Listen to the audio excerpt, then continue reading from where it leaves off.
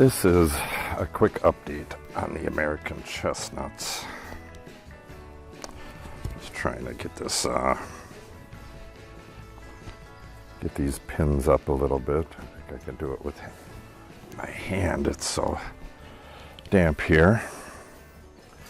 Okay, I don't know if I showed this last time, but I left one that's coming out of the ground and one that's coming out of the old trunk at this first chestnut.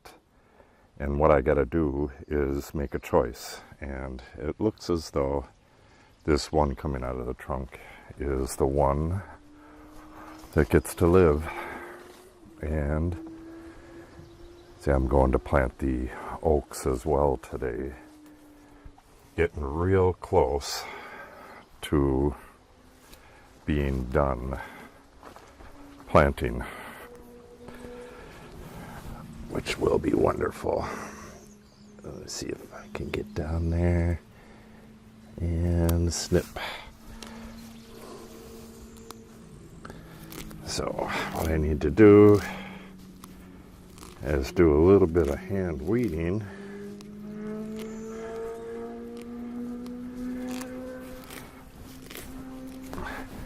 And then I have some mulch that I'm going to put around here. You can see it's been mulched before, but it's getting a little old. I'm going to mulch around this, put the cage back on, and go get the other chestnuts taken care of.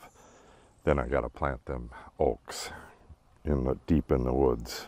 I'll film that as well.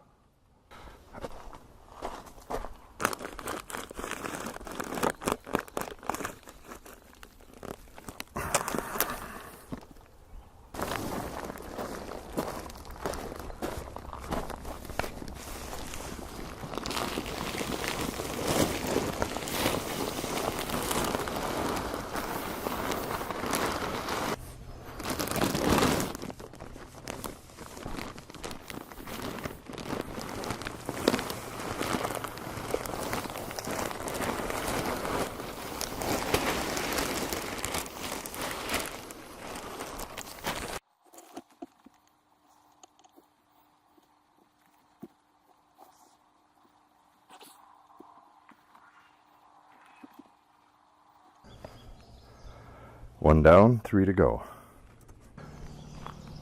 And here's number 2. Looking pretty good, pretty healthy. It's about maybe 18 inches tall.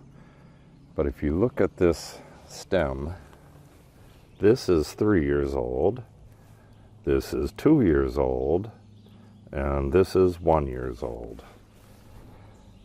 What a waste, you know, getting bit off 2 years in a row like that puts it at quite a disadvantage. But hopefully, you know, it has a 3-year-old root system, so hopefully that'll give it an advantage and it'll build up a nice stem this year. Damn deer.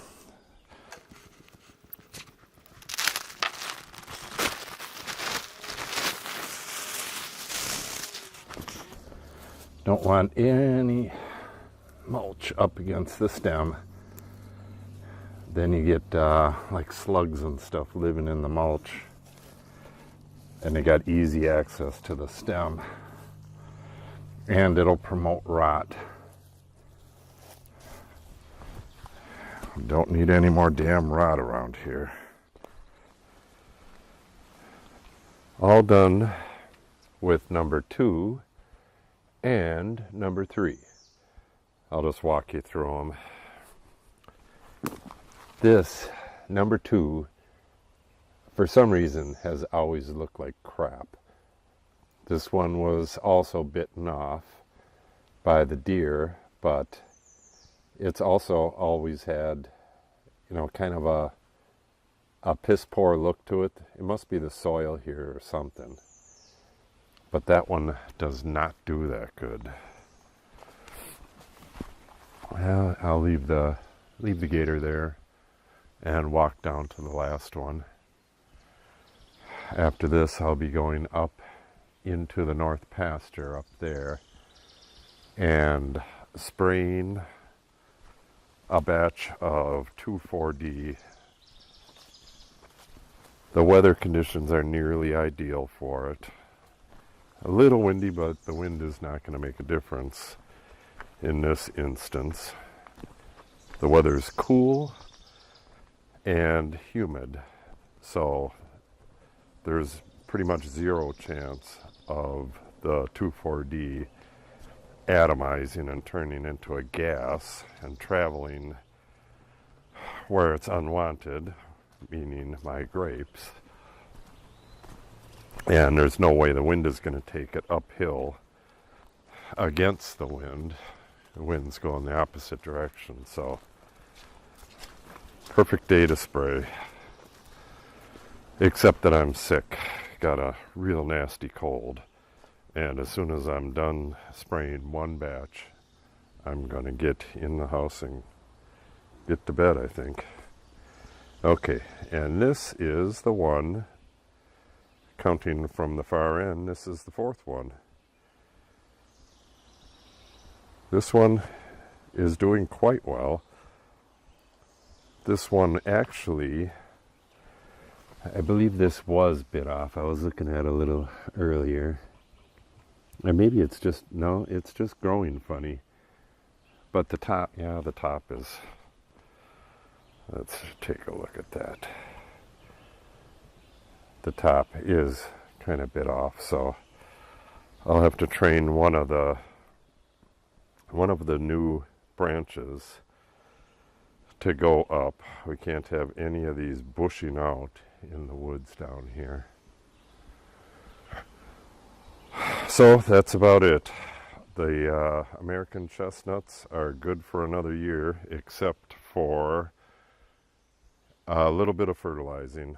I will come down here with some, I'll give them a fistful of granule fertilizer, and I'll give each one a dose of liquid fertilizer. I give them a boost, and that'll be it for them. Okay, that's all for today. Make sure you subscribe and click the update button if you want to receive notice when we upload new videos. Thanks for stopping by, and have a great day.